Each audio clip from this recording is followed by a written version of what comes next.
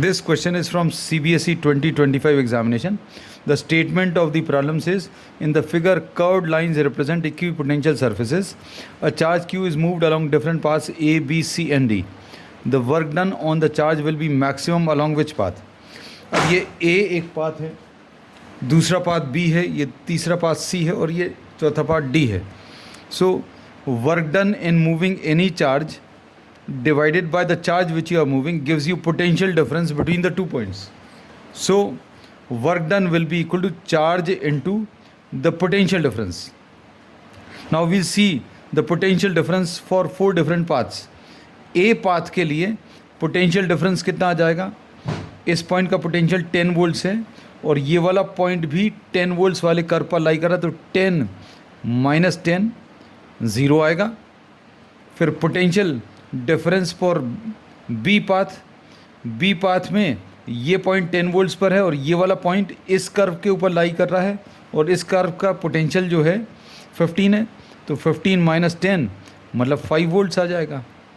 अब इसके बाद potential difference for the path C में ये पॉइंट 10 वोल्ट्स वाले कर्व पर है और ये वाला point 25 volts, so this will be 25 minus 10 15 volts आ गया.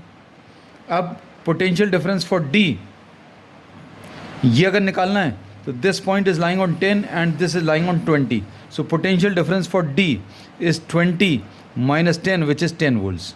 तो अब work done for the a path will be minimum, क्योंकि यहाँ पर पोटेंशियल डिफरेंस वर्क डन जो है ये Q इंटू वी है, तो वर्क मिनिमम वहाँ पर होगा जहाँ पर पोटेंशियल डिफरेंस मिनिमम है.